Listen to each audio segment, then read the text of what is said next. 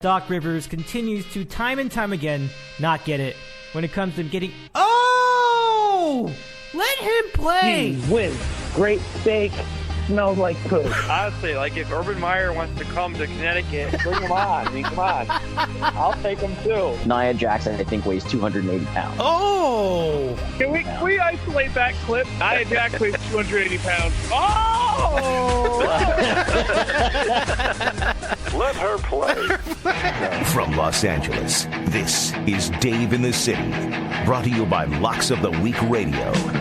Now, here's Dave Medina. Good evening, sports fans! And a pleasure to have you here for the big basketball show. They have done it. The Toronto Raptors pulled the upset and beat the Golden State Warriors in 6 games to win their first NBA championship. That's a big story. And they really took the NBA by storm for a good month and a half. And it was all led by Kawhi Leonard, who was certainly deserving of the Finals MVP. And the Raptors certainly looked like the better team the entire way. An incredible job by the Raptors coming out of this and winning the finals. I mean, just a great job out of them, and upsetting a dynasty in Golden State. It's just an amazing job. I just can't say enough about how well that went. So we'll talk about all the details with that. Then we're going to talk about the biggest trade that we've seen in quite some time. The Lakers completing a big trade for Anthony Davis. They gave up a lot. But people have been on both sides of the fence, and a lot of people think it's going to be worth it because Anthony Davis isn't truly indeed a top 5 player in the league. I mean, he is really good, and he's good on both sides of the ball. So it's a pretty exciting time. And then later on the show, we're going to get into the NBA draft. A very big top-heavy draft, but we'll see what other possible value there is in the first round. And so we're happy to have our friend Chris in Georgia joining us tonight as usual. And we have Tom in New Jersey joining both of us tonight for all the particulars here on this incredible transition show, which will take us from the postseason to the offseason. Let's jump it.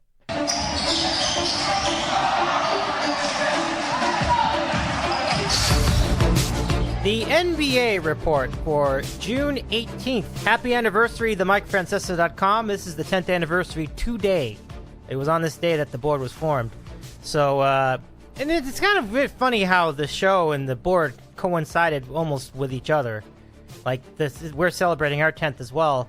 So, it's interesting to have some of our board favorites on with us tonight. So let's bring them in. We'll start with our co-host on the phone tonight. This helped us with the phone conference. It is Chris in Georgia. Welcome back, Chris. How's it going? Great. Good to have you. Thanks for having me, Dave. You bet. And also joining us tonight, Tom in New Jersey. How's it going, Tom? Thanks, David. I love talking NBA with you guys, so this should be fun. Oh, yeah, absolutely. So let's start with the finals. It's just an incredible job by the Raptors, and I won't waste any more time. I mean, it was a series in which, by the end of it, you get the sense that they were the better team in every game. Like, they had the lead in every game, and and there were a lot of injuries involved. We talked about the Kevin Durant injury. That was devastating enough, but in Game 6, late in the third quarter, Klay Thompson tore his ACL during the game, and that was just too much. And the Raptors took that, and they won the series, but I don't think the injuries are the reason they won. They were just flat out better. So let's talk about this series and then the aftermath and the championship and the parade and all that stuff. And we'll start with Chris in Georgia. Chris, this truly was a masterpiece. It was a great series. I thought it was really fun too. So let's get your thoughts on the Raptors' victory. Yeah, it's unfortunate. We're going to remember this, I think, with all the injuries, particularly to KD and Klay, but also Looney. But you're right. It was an entertaining series down to the last few seconds of Game 6, and it was a lot of fun. We saw Kawhi kind of cement his place in history as one of the greats, and it's going to be fun to they're going to be fun to watch in the offseason. Both these teams really, just because they have such important pieces that are up in the air in terms of contract status. So we'll have to watch that. But yeah, it was really really very exciting series, and I had no rooting interest, so I was kind of. It was made it much more entertaining for me. Well, it was really interesting to see how human the Warriors looked these last couple of weeks. It was definitely the byproduct of the many playoff runs, the many finals runs, and they really gave their best shot. And they played hard, and they threw everything they could. And I got to give them a lot of credit for not giving up, and they did a pretty good job. Good series overall. So, Tom, let's get your thoughts on the finals. I mean, truly one to remember. It was a great finals. One of the ones I'll always remember, obviously because Durant got hurt. I think that's what everybody's going to remember about this finals, was Durant getting hurt and whether he should have come back or not. And I just thought it was a great finals. Game 5, unbelievable game. Warriors completely stole that game. They had no business winning that game. And then in Game 6, they almost won that game with the Danny Green turnover, and it was about a split second away from Draymond Green fouling him, and then he threw the ball away as Green was about to foul him. It was just crazy, the whole series, and I honestly think though the Warriors would have won that series in 5 games if Thompson and Durant were both playing, but it was a great series, and injuries happen, so you can't take the win away from Toronto. And I thought Kawhi was hurt too, and that was evident too in the final 2 series. But he was still finding ways to score, and he's like a grizzly old vet. The way he can muscle through and still find ways to score the way he does, orchestrating offense, and the way he plays defense. He always defends the best player. He's just an unbelievable player. And it was just a great series, Dave. It also seemed to it seemed to be the punctuation mark on a big comeback for Kawhi this season. He'd been in the shadows because of all the issues with his various injuries. And there's a lot of uncertainty going into the season when he was traded to Toronto from San Antonio. And he came out of that really great. And I, too, think that he was a true warrior. And it's funny that he played the Warriors, but he was a warrior himself, and I got to give him a lot of credit. So the big question, will he come back to Toronto? I mean, I think a lot of people said, nah, he's not coming back. And after the finals, some people are starting to change their minds. So, Chris, I'll give it to you first. What's your feeling on Kawhi? I mean, there are some options for him. What do you think he does? Yeah, I have no idea. I mean, the rumors been all along that he would, go to the Clippers, and I mean, he's from Southern California.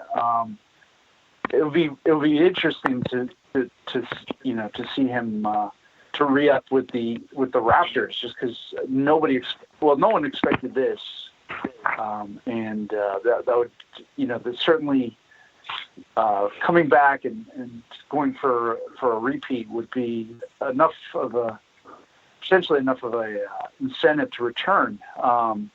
Whether that happens, I don't know. I suspect he's probably gone, which is going to make Toronto even more interesting. Just because, well, what do you do then? I mean, does Toronto look to to move other parts? I mean, without Kawhi, what kind of team is this? They build around Siakam, and maybe. I mean, Lowry's contract's pretty big, but I think he's only got 1 year left. Do they look to move him in that scenario? But I'm not sure. There's a lot of moving parts, including the fact that Masai Ujiri might Masai Ujiri. Sorry, I got that wrong.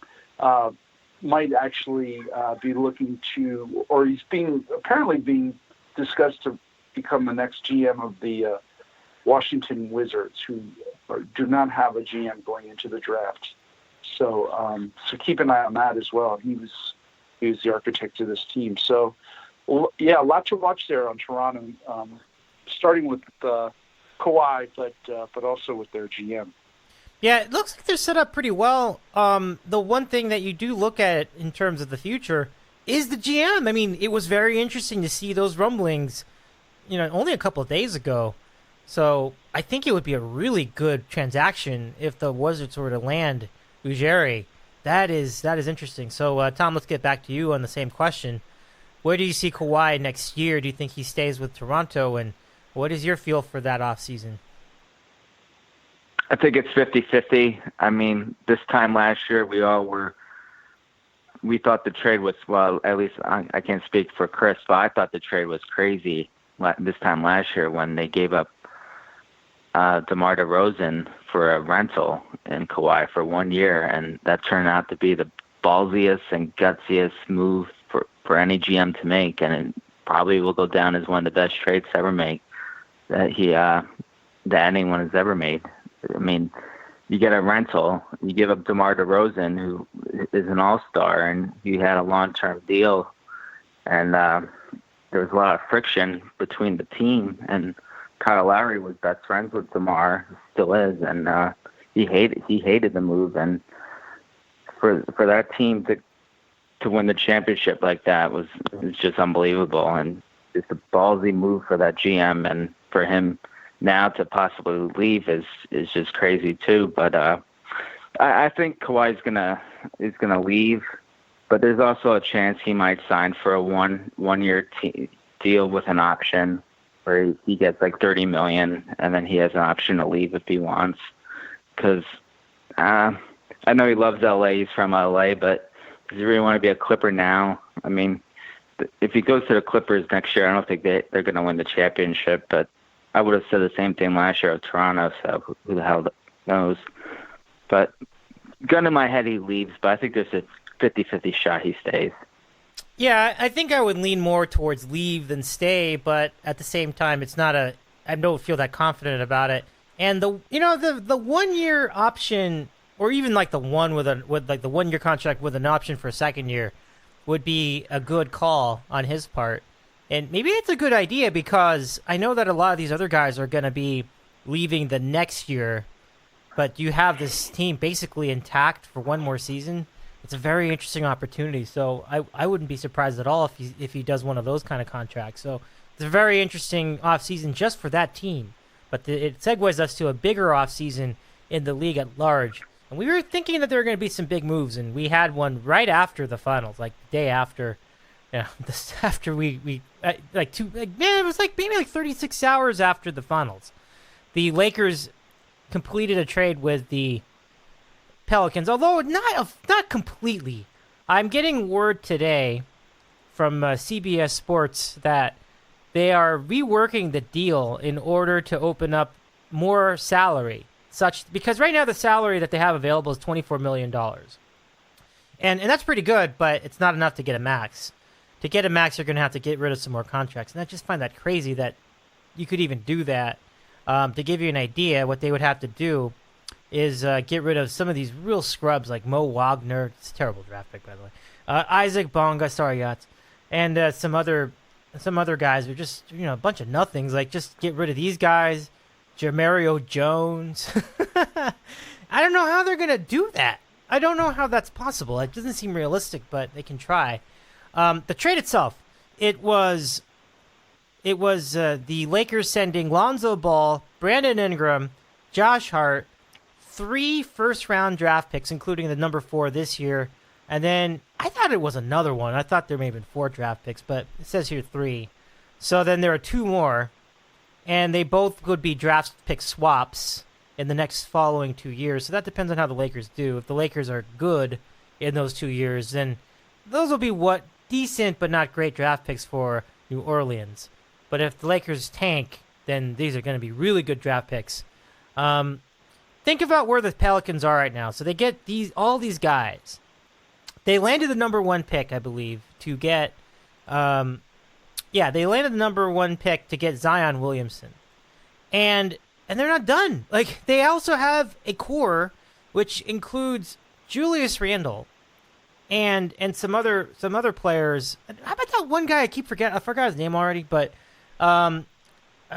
Chris, do you remember the guy I was talking about, like in the midseason on the Pelicans? Drew Holiday? Drew Holiday. It might have been Drew Holiday. I thought it was somebody else too. But they do have Drew Holiday, and that's another good call.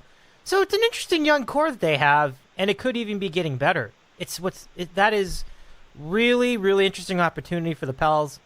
And the Lakers, of course, get a superstar. Very steep price.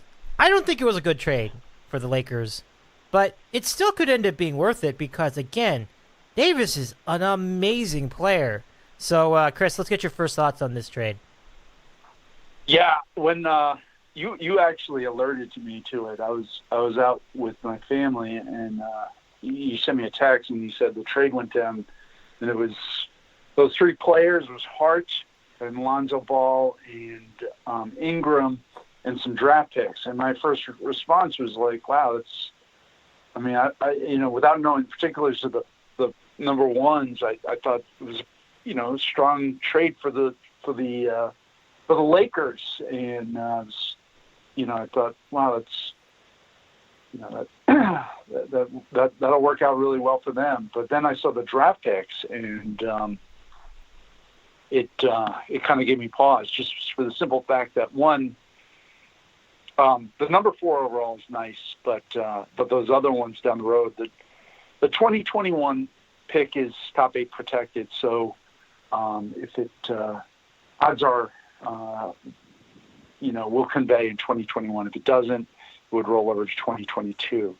But in 2023, the Pelicans would get the Lakers, or the right to swap picks with the Lakers in 2023, which is the first year post LeBron, assuming LeBron does not re-sign. So we're looking at a different Lakers team in 2023 without LeBron, and then also the 2024 first rounder from the Lakers, and all unprotected, which is kind of unheard of now. I mean, that's just those unprotected first round picks just don't move around very much, and the Pelicans got 2 of them. So that is a huge gamble for both teams, but it could pay off big just knowing that LeBron is going to be out of the picture for the Lakers at that point.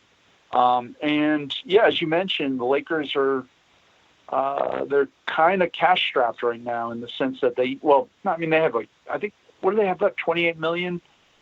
Not enough for a max contract, but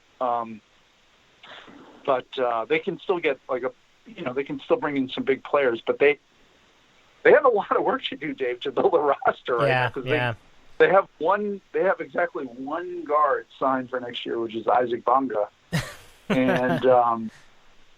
And so they really need to kind of create a backcourt out of whole cloth. So it'll be interesting to see what the Lakers do, because they've got to get really creative. And is Rob Pelinka the guy? And you mentioned, too, a couple things. One, you mentioned Julius Randle. I think he opted out of his contract, so he's technically a free agent right now. Okay. 2 is that, and this comes back to Pelinka, was that, and I don't know all the intricacies of how this works, but basically if the Lakers had waited till the 30th to complete this trade of July, that is, which is probably not realistic knowing that the draft is in 2 days, but they could have cleared more salary in this trade. They would have had more. They would add like $32.5 million, which would be enough for a max. But they didn't, and they're trying. Apparently, they're trying to convince. Because if the Pelicans trade that number 1, the fourth overall, they trade that pick. My understanding is that it locks the Lakers into that slot of whatever it is, 20 whatever plus million, to basically fill out an entire NBA roster. So obviously, yeah, they're trying to convince the Pelicans not to make a trade for that 4 pick, and I don't know what they have to do. I mean, I don't know what else they can do to convince him. I mean, what do they trade Kuzma? I mean, it's the cupboards are bare, Dave, a little bit. So we'll see, but it'll be fun to watch. Well, certainly, I think if you can make a trade for Davis and you have these problems with the cap, I think it could still be worth it. But I still don't like the trade. I just think that that's too much. I don't think you need to do that. He was leaving anyway. Not so much the giving him the number 4 overall, like to this year. Again, I don't think that matters. But it's those ones later that just feels like they're going to be killers down the road. But this guy. I mean, he could be. I mean, he does seem like a kind of guy that would be worth all his trades. But my issue is that the long injury history of Anthony Davis really does worry me. And just in general, having a big man, the injury risk is generally higher anyway. So, I mean, those are the things I worry about. But this is certainly an incredible moment to get somebody that good on the Lakers. And he's young. He's like 26, so he's going to be just fine for a couple years if he stays healthy. So, Tom, let's not get your thoughts on this because I've been really interested to hear what you have to say. I agree with you. I'm not a big fan of the trade, but he is a 25-year-old player, superstar, and this is the price you have to pay for someone like that. But then you wonder who else was going to make this type of trade. I felt as if the Lakers waited, the price would have kept going down and down because the Knicks didn't even make an offer. The Celtics weren't going to – I really don't think the Celtics were going to end up giving up that much. I mean, everybody wanted them to give up Tatum, and I know Tatum had a bad year, but I didn't feel as if the Celtics were going to give up Tatum in any deal. And who else was going to make that type of offer? So I felt like the Lakers were bidding against themselves, and I thought, wow, that was a lot of draft picks to give up. And as you say, the fourth overall pick this year, it's probably going to be Garland or the kid from what's his? Yeah, or even what's his name from the championship team, Virginia, the swing man. Yeah, they're their best player. No. Sorry. The other player, I forget his name. But not whatever. Kyle Guy, right? Is it the other guy, right? No, their best player, but that's beside the point. I'll look it up later. But right. yeah, I just thought the deal was just hasty. They didn't need to do it right now. I know the draft's coming up, but it just didn't need to be done right now. And I thought it just when I first saw the deal, I was thinking this is going to end up being like Billy King with the Nets with the Celtics trade.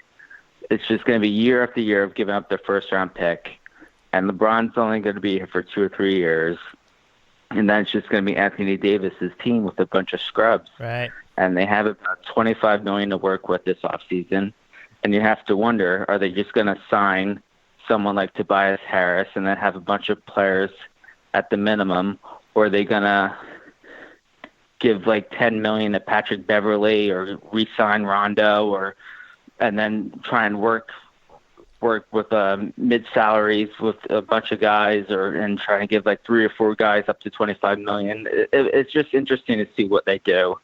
My guess is they're going to give the money to Tobias Harris. I think their best option would be getting Kyrie Irving, but it seems like he's going to Brooklyn. But I think Kyrie, if they got Kyrie, that would be awesome for them because Kyrie back with LeBron, they're like Batman and Robin. And then you have Anthony Davis too. I think that'd be a great fit. But they need a guard, so I mean, it's not like the Lakers have nothing to work with. $25 million isn't that bad for a salary to get a player. So I just thought I was giving up a lot. So. Yeah. And I always think to myself, where is that pressure coming from to get it done that quickly? And I being the guy being what you've heard from me all season, I feel like LeBron pressured them to do it that day so that they could get a quick pop in the papers about it. And I really didn't think that was smart. And it just like a trade like this just solid, just punctuates for me that the Lakers still are not a very well-run team because that's, if you're like a baseball team like the Astros or the Yankees or the Dodgers, or one of the teams that are run well in baseball. I use baseball because baseball guys have been very savvy about how they deal with the leverage like this, and they push it to the limit. And this is like totally an emotion move. Like they didn't think to wait it out and try to see if they could milk like a little bit more value out of the deal. And it just seems like such a rookie mistake, that kind of a trade. So I don't know. I mean, Tom, where do you think the pressure for something like that comes from? And do you think that LeBron had a say, or is it just? It's totally LeBron. Yeah. It's totally LeBron. I would have been like, okay, you want Davis to play with Zion when we know that Davis doesn't want to play with Zion, and I would have been like, okay, have Davis play with Zion, you then come back to me and tell me with an offer, because it's obvious that New Orleans was going to trade Davis one way or another, and Davis wasn't happy. What were they going to do? Go into November, and Davis probably would have been like, I'm not playing, and he would have had to sit again. And then the Lakers would have come in, and they probably would have gotten him for a lot cheaper. Yeah. It's just crazy. And then you got Magic Johnson tweeting afterwards saying congrats to the Lakers. Oh, God. And then he forgets to thank Pelinka, or however you pronounce it. And then he sends another tweet congratulating him. It's the whole Lakers seems a mess. I mean, it's crazy how they make all these trades for great players. LeBron, they got LeBron. I don't know, that wasn't a trade, but they got LeBron. They got Shaquille O'Neal. They got even Dwight Howard. And they get all the players they want, but it's always a circus with this team. It's just crazy. And think about it. They gave up all their great players, their great young players, for LeBron, and now Anthony Davis. It's just unbelievable the way they operate their team. Yeah. It's just not. It's kind of like a soccer team the way they operate in Europe. It's a major soap opera all the time with them. It's always fun to watch. And I think that's, on one hand, that's great about the NBA is how the off season is almost as interesting as the actual games itself. But on the other hand, it's kind of a downer how the off season is just as good as the game itself. I mean, it's a double-edged sword. You kind of want the product itself to be better than the soap opera.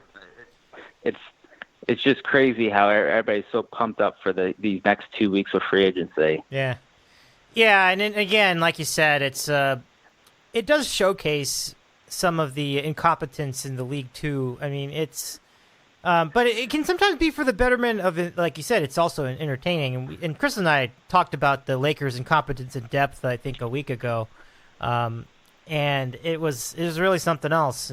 And I will swing it back to you, Chris, for your thoughts on the Lakers' end of this. And yeah, I mean, did you think that LeBron had put the pressure on them to do it this quickly? They really didn't need to. Like, it would not have made a difference. They were getting him either way. It just seemed like it did seem like this is a very self-motivated pressure, if in fact he was the one driving the urgency of the move.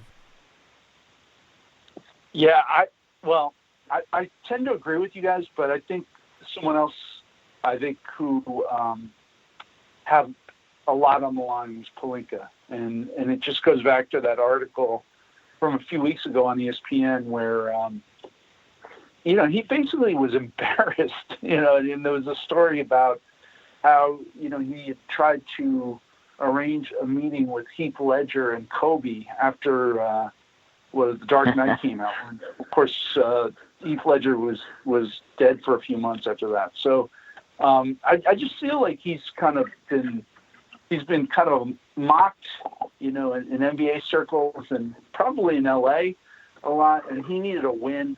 And this was a big splash. Yeah, I totally agree with you guys. I mean, there was that quote from his agent that I guess is it Rich Paul, and I think it was in Sports Illustrated, where he said, the Celtics want to trade for him, fine, but it's a 1-year deal. And it's been about as clear as you can make it that he wants to go to the Lakers. So, yeah, I mean, who were the Lakers really bidding against? It doesn't sound like there was anyone yet. It sounds like the Knicks weren't into it. I never heard anything about the Knicks making an offer. And the Celtics were going to be involved for a one-year deal. I didn't think they were going to give up Tatum. So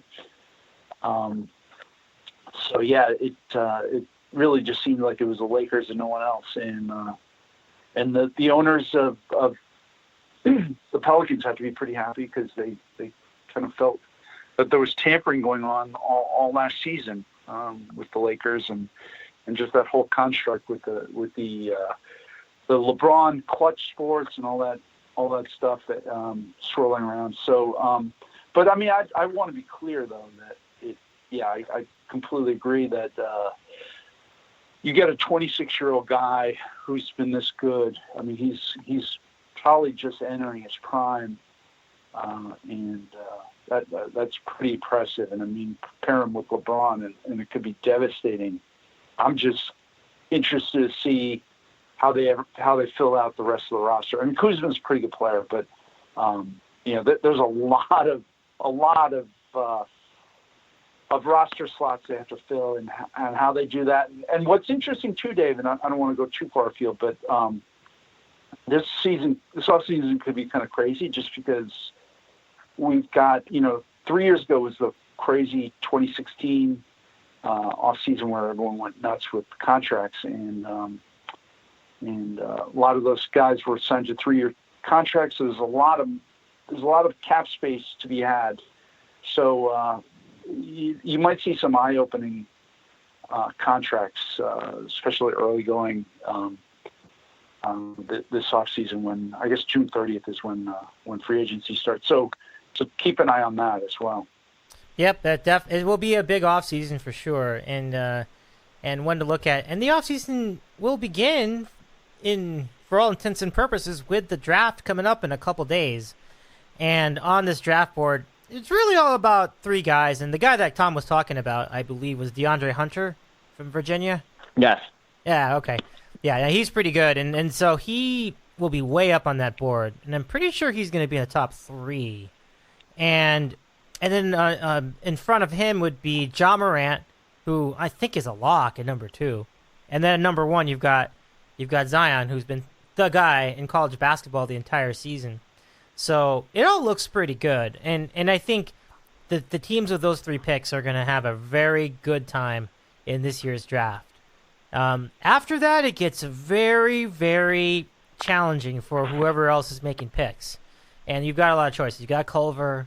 You've got Cam Reddish. You have Barrett, RJ Barrett, Darius Garland, and then just a bunch of other guys that we can probably get into, who may or may not be an impact in the NBA. And even when you have a guy that is highly touted, you don't even know if he's going to end up being a big thing in the NBA. So these other guys, like in the low ones or the high ones or the low teens, are you just have absolutely no idea like how good they can actually be as NBA players. So we'll start with Tommy, our I guess we could call him the good talent evaluator. We obviously the top 3 are the big thing. Do you see any value in the rest of this first round? Like, who are some of the guys that could end up making an impact in the NBA from what you've seen so far? Well, I think Garland, he only played about 10 games for Vanderbilt before he got hurt. He's the guy that's really going up on the board. And the Knicks supposedly gave him a last-minute workout. So there's rumors that they might actually draft him at 3 instead of Barrett from Duke. So it's really going to be interesting to see if the Knicks go the usual way of Barrett, or if they go with Garland here at 3. I think Knicks fans will go apeshit if they end up taking Garland, but it might actually work out because out of high school he was extremely highly regarded too. And then there's another rumor, I think the day before, that the Pelicans might go up to number 2. They might trade up to move up to number 2 and get RJ Barrett, so that way Morant will go to 3 at the Knicks. And Morant is supposedly higher on the board than RJ Barrett. So the Knicks will actually love that, and I actually think Morant's going to be a star. I think he's a very good player. I'm not going to act as if I saw him a bunch of times. I think I saw him 3 times, twice in a tournament, one other time. But what I saw from him, he's very athletic guard, just a great player. But, I mean, I think it's a can't-lose situation for the Knicks with the 3rd pick. I think between Barrett, Morant, and Garland, I think they're all going to be very good players. Obviously, I'm devastated that they they didn't get the first pick with Zion. It was just the day. I know you don't live in New York, but that whole day was just crazy. I mean, between Knicks fans making it seem like the first pick was a lock. I mean, their chances of getting the first pick for, what was it, 15% or something like that. But Knicks fans made it seem like it was 100%. It was just, that whole day was wild. It was just wild, and to see, and then when the first commercial break, when during the lottery, I think they got to they had to top 5, and part of me was thinking, holy crap, the Knicks might do this, and then you see the Lakers get the 4th pick. And then for a split second, I'm thinking, wow, the Knicks are going to do this. They're going to get the first pick. And even if they don't, they get the 2nd pick. And then it comes up for the Knicks, and I'm like, oh, jeez. And then for like a full minute, I was near tears. I was that upset. And my friend Jason was like, it's going to be all right. It's going to be all right. You're going to get R.J. Barrett. I'm like, yeah, but we almost got Zion, dude. And then my wife was like, who the hell is Zion? She had no clue what was going on as we were watching on at my friend's house. And that whole, it's just, being a Knicks fan is devastating, as you know. But you're starting to see how that is as a Laker fan. I mean, It's just a complete shit show watching this team play. But back to the draft, I really think it's top heavy. There's not that many sleepers, and I'm just happy the Knicks end up getting a top 3 pick instead of like the 12th pick or the 8th pick, because that would have been really bad. But I think it's really top heavy. I didn't study the draft as well as I have in other years because the Knicks actually have a top 5 pick, so I don't have to do my research to see, maybe the Knicks can get this guy at 8 or this guy at 9. But everybody's saying it's top heavy, Dave. I don't know what to tell you. No, I mean, there's not much for me to add to that. Although I would ask you if you would have a preference between Barrett and Hunter. It sounded like you would rather have Hunter in that spot. No. Barrett, I think Barrett's a step above Hunter. Oh, okay. That's what everybody's saying. I mean, Hunter was great in the tournament, but Barrett, you have to remember, he really, coming out of high school, he was highly regarded. If the draft was this time last year, he would have been the first pick over Zion. But because of how Zion played at Duke, Barrett was really the second fiddle, and he had the playoff Zion. So Barrett definitely could have made more shots and shot better percentage, but he was really overshadowed by Zion. So I think Barrett's going to be a very good pro, borderline all-star. So I'm happy. Yeah, I think it's a good spot. Like you said, being top 3 is good territory in this year's draft. I am really surprised that the Grizzlies are considering, and maybe they're not, and this is just rumblings from writers, but the idea that they would consider that trading down from the number 2 pick is just lunacy. I mean, Morant was just the talk of that particular day of the tournament. Like, he was just everywhere in the media for one day, and it was when he was playing in the tournament game, and he played very well. And Murray State, I believe it was, they pulled the upset. It wasn't a huge upset in retrospect, but it was a good upset, and he played very well. And that's where a lot of people found out about him. And so I would be really surprised if the Grizzlies traded out of that. Like, that just seems like a really silly thing to do. So anyway, on to Chris, and let's get your thoughts on some of the prospects in this year's draft. Yeah, I mean, obviously Zion is, we don't need to really talk any more about him, but yeah, that is interesting. I hadn't heard that rumor about the Grizzlies potentially trading down. What was it? It was with the Knicks so the Knicks could get Morant and... No, the Pelicans. Oh, it was the Pelicans. Okay, my bad. The So they would trade Pelicans down would move up four. to 2 from 4. And then they would take Barrett, and then the Knicks would be able to take Morant, and then at 4 in that scenario, well, it could go any number of ways. It could be Culver, it could be Garland. Interesting, huh? I hadn't heard that because all along I'd heard that they were pretty sure about taking Morant, but you never know with the Grizzlies. Their track record with the draft isn't not good. It's not great. Yeah, I like Jaren Jackson Jr. last year, but yeah, the last 10 years have been pretty spotty. Interesting though. I think I suspect that there's if assuming there's no trades that happen, top 3 I think are probably set in stone. Though I think the Grizzlies will probably take Morant to 2, Knicks Barrett at 3. Although, wait, what were you saying?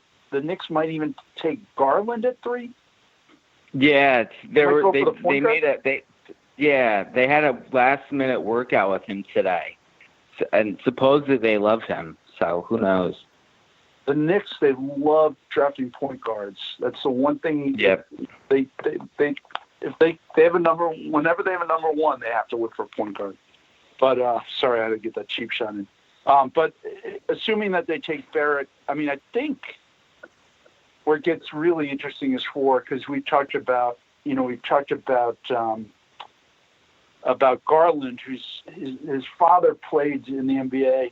So he has that pedigree, really good athlete. As Tommy pointed out, just played only a handful of games and got injured. But a really good athlete, good scorer, and he's kind of received a lot of attention. But if there's talk him going forward, there's talk about Culver, there's talk about Hunter. So that's really where the draft, in my opinion, I assume there's not going to be any trades, but from what I'm hearing from you guys, could be totally wrong. 4 is where it's going to really, where it's going to turn a lot, and we're going to find out what happens.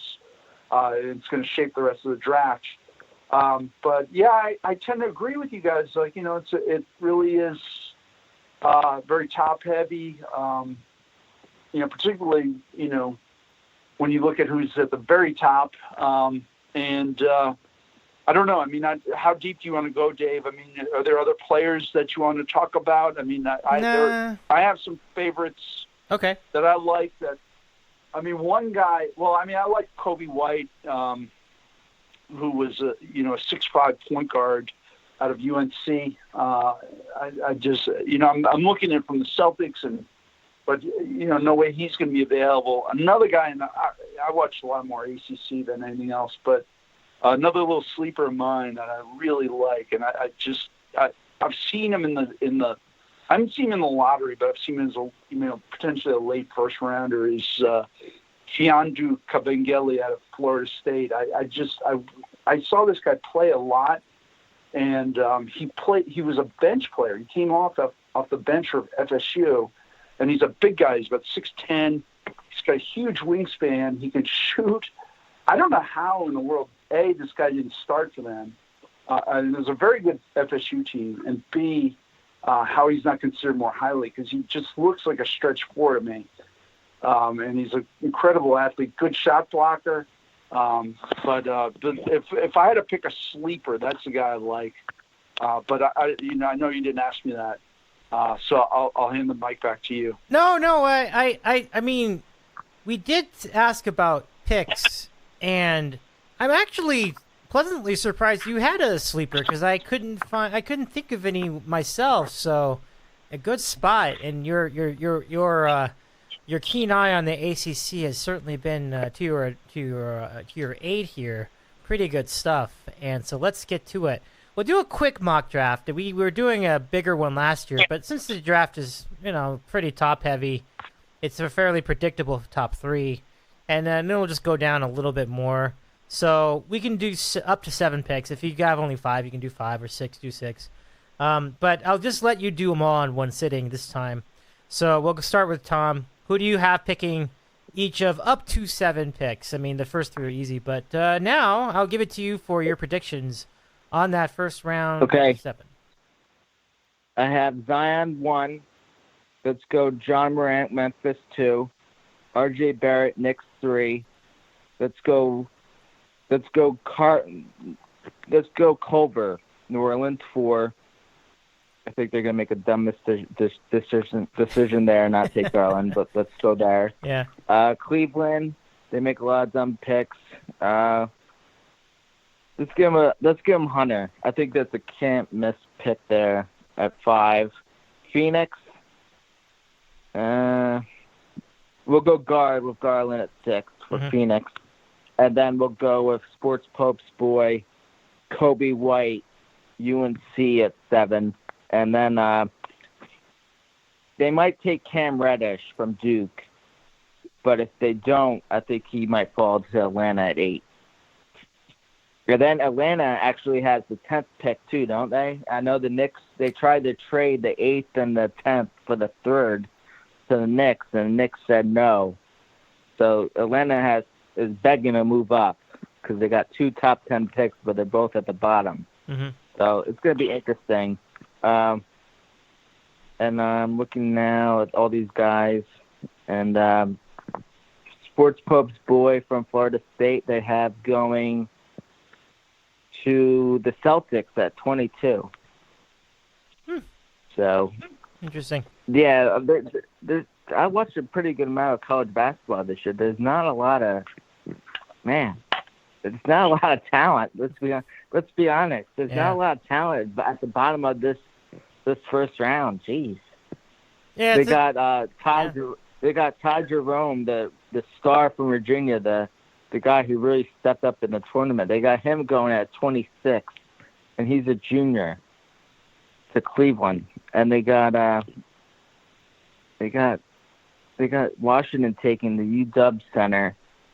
No, the UW guard that's a senior, Thibault, at 28. That's who they have Golden State taking. It's just not a great mock draft for sure.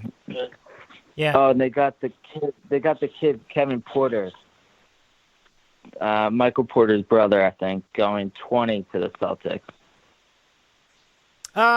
Just gun to your head, who do you think the Hawks take? Unless you told me already, but where do you see them going?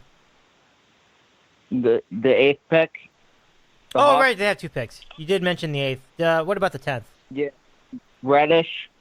Okay. And let me see these guys. I'll go with the kid from Gonzaga, Hachimura, at 10. All right, pretty good. So you got your top 10 from Tommy, more or less, and now let's go to Chris. And yeah, we can bring that. I mean, I don't have a set number, so however many you have, you're welcome to spread them all out. So let's get your mock, Chris. All right, so I'll go the same order, top 3 as Tommy. So Zion, Ja, and R.J. Barrett, 3 to the Knicks, and then 4. Here's where I'll deviate. I'll say the Pelicans will pick Garland here, and I think Griffin's a pretty smart guy. I think he's like a pretty good executive, and I think he's just going to pick who he thinks is the best player. So whether they need a point guard or not, and I think that's the right pick. I'll go Culver to the Cavs at 5. And the Suns, that's interesting. Tommy had Garland there, and the Suns really could use a point guard.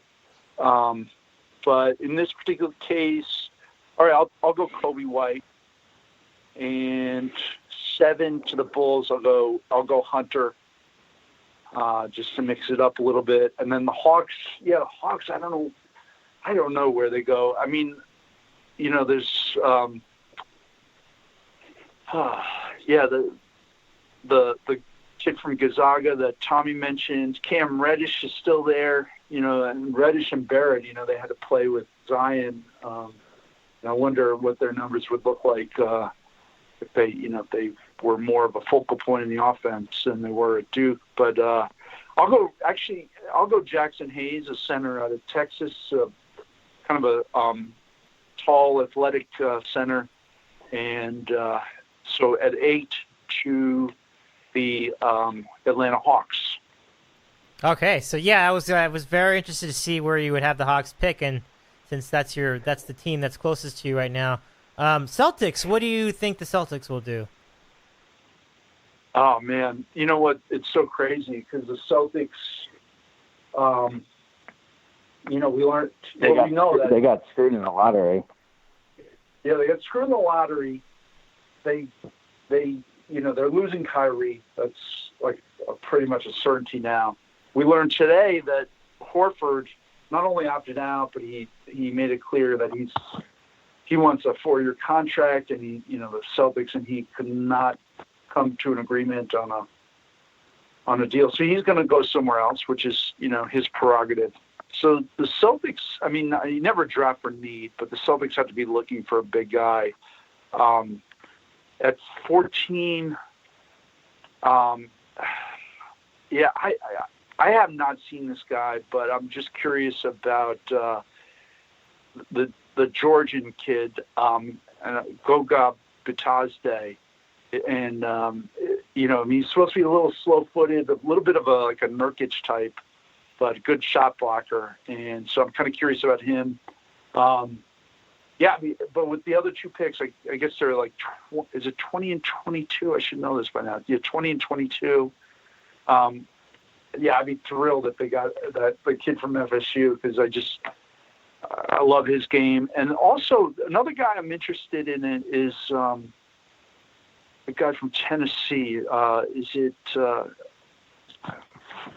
Help me out, Tommy. If I'm just trying to blank right now.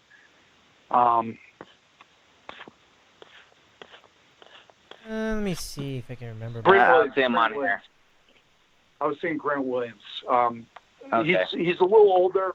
He's kind of he probably doesn't have as much luster because he's a junior, but and he doesn't, not a huge 3-point shooter, so he doesn't have that part of his game that the pros like. But I just really like his toughness, and maybe he played as a big in college.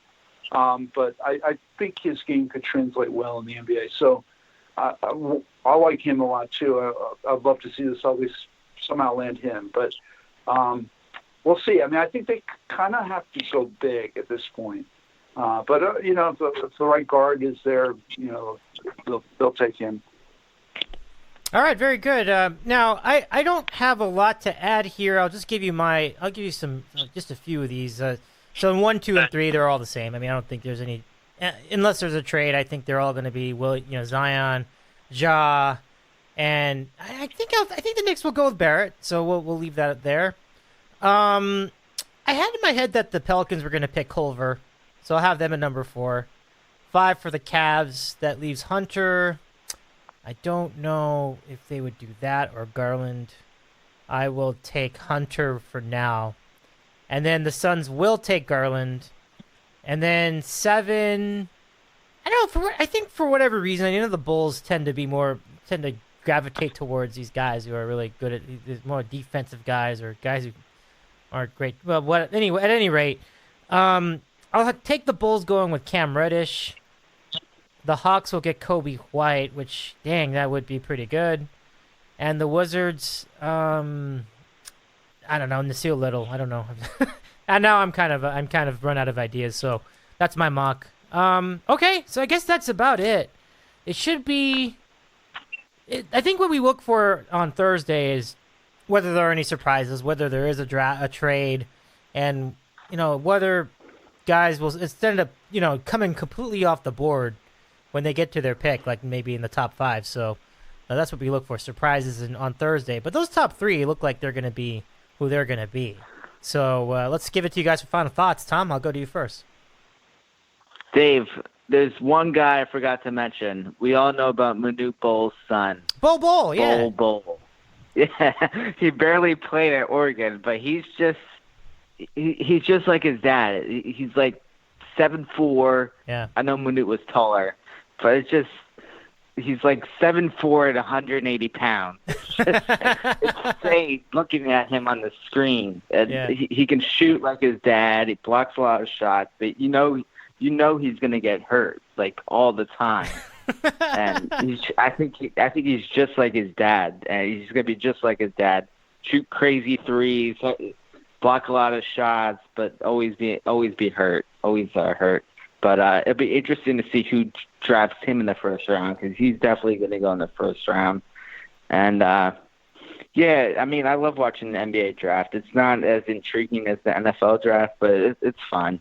And it's only 2 rounds, so it's quick. It's not that fast. It's not that slow like the NFL draft. Yeah, that's true. Only 2 rounds, and that does consolidate a lot of the action. So, well, I mean, because there's fewer players, too. Like, the roster's only usually about 12, 13, so that helps. So, okay, Chris, first of all, what did you think about Bol Bol? I mean, he does look like his dad, Tom, you're right. I mean, I saw him play one game in Oregon, and then he got hurt. If you're getting hurt in college, that's not a good sign for the pros. So, Chris, final thoughts. Yeah, it's so funny. Bol Bol, 2 numbers jump out at me, 2.7 blocks per game. And he shot 52% from 3. Wow. Bananas. I mean, it's crazy. He is a project, though, and likely, it's not going to be an impact player, but he'll definitely go in the first round. There's no doubt. I don't know. I mean, there's other interesting guys like Alexander Walker Nikhil Alexander Walker out of Virginia Tech, who is actually, he's a Canadian guy. He's Shai Gilgeous-Alexander's cousin. And he just also happens to have a hyphenated last name, which is interesting. It is kind of an interesting option as a scoring guard. Again, pretty big guard, 6'5", so just keep an eye on him. But, I share the same sentiments. I really do. I look forward to this. I can't believe we're 48 hours away. It's crazy that we're at this point. I'm going to be watching with more intent than I usually do, because the Celtics have those 3 picks, and there's been rumors that potentially maybe they're trying to trade up. I don't know. We'll see what happens. I don't know if the Horford news changes that, and that they're looking to kind of stock up on chips right now. So maybe they don't, or maybe they try to trade out of this draft. I don't know. We'll see. But it's gonna be a lot of fun, and I look forward to recapping it a little bit with you. Yeah, this is going to be a good time. And Tom, thanks for coming on with us to break all these prospects down and talking some basketball with us. And we invite you to join us for some of these off-season shows too, because we'll be talking trades and any other blockbusters that go down. It shall be a very interesting time. So thanks again, guys. Been a lot of fun. Take care, everybody, and I hope you have a good weekend. Thanks so much. We'll do it again soon. All right, guys? All right. Love talking NBA with you guys anytime. All right, bud. Yeah, same here. Thanks, guys. Take care. All right. Thanks so much. And that's Tom in New Jersey. That's Chris in Georgia. This is Dave Medina. And we say goodnight. Thank you very much. We remind you, by the way, that the top 5 episodes of 2014 podcast special is on our feed. So go to your Apple Podcast app, go to DITCOW.com, or go to Twitter at DITCOW and locate us there for that special retrospective. That was a good one. I hope you have a good time. Again, I am Dave Medina. Enjoy your weekend. We'll see you next time.